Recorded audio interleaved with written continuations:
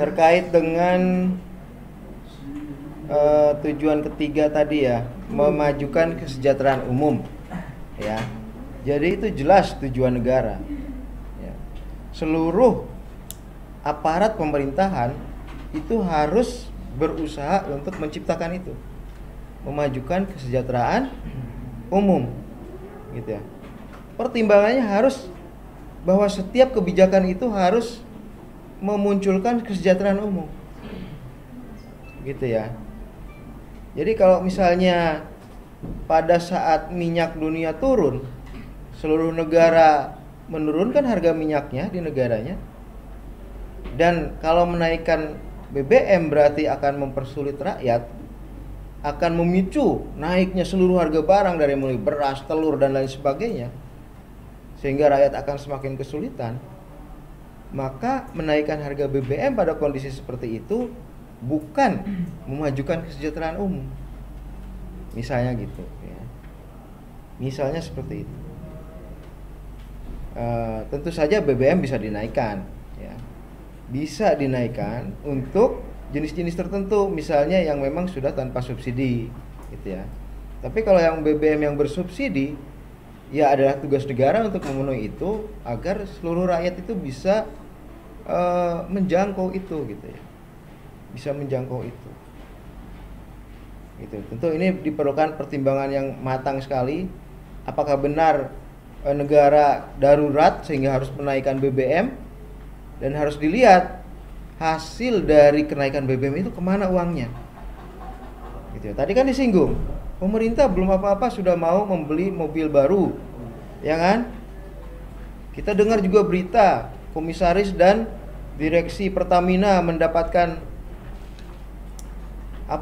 dividen dan apalah namanya gitu ya, yang kesemuanya hampir 1,5 triliun misalnya ya. Dari situ saja kita sudah tahu kemana itu uang pengurangan subsidi itu ya, dari kenaikan harga BBM itu. Nah, apakah itu sesuai dengan konstitusi gitu ya?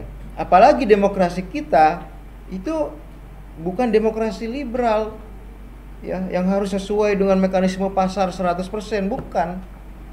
Kata Bung Karno, demokrasi kita bukan demokrasi ala Amerika, bukan demokrasi ala Prancis, bukan demokrasi ala Inggris, tetapi demokrasi yang khas bangsa Indonesia, yaitu selain membangun keberesan politik, juga keberesan rezeki. Membangun keberesan rezeki itu apa artinya? Menghindari kebijakan-kebijakan yang menyulitkan rakyat. Ditambah lagi kebijakan-kebijakan itu harus benar-benar menjadi jaminan bahwa tidak ada rakyat yang sengsara. Kan kita punya sila kelima. Itulah salah satu kaki dari demokrasi kita, keadilan sosial bagi seluruh rakyat Indonesia. Itu yang tidak ada di Amerika, di Prancis, di Inggris. Keadilan sosial. Karena bagi mereka individu yang utama gitu. Ya, kalau Anda baca misalnya Margaret Thatcher pernah mengatakan tidak ada itu masyarakat, yang ada adalah individu-individu. Nah, di kita tidak menganut itu. Kita mementingkan kebaikan masyarakat. Gitu.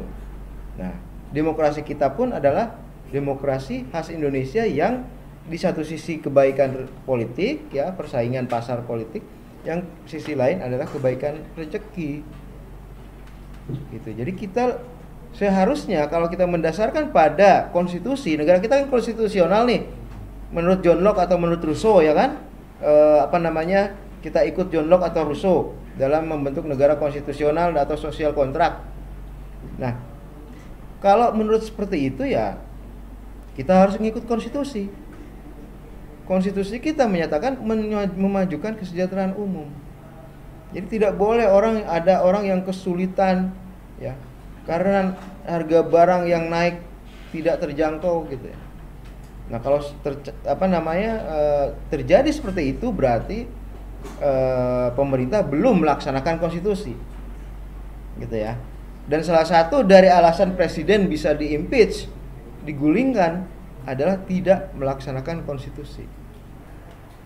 Harus hati-hati. Makanya seringkali kebijakan-kebijakan BBM itu memicu pergantian kekuasaan. memicu penggulingan kekuasaan. Itu juga kan yang terjadi sama Soeharto. Ya, karena harga-harga terlalu tinggi akibat katakanlah harga minyak yang dinaikkan, ya terjadilah seperti itu. Gitu ya. Seperti itu. Jadi pemerintahan yang konstitusional ini harus mengacu pada konstitusi yang antara lain di dalamnya ada tujuan hidup bernegara, melindungi segenap bangsa Indonesia dan tumpah darah Indonesia, memajukan kesejahteraan umum, mencerdaskan kehidupan bangsa, dan terlibat dalam menegakkan perdamaian dunia. Ya.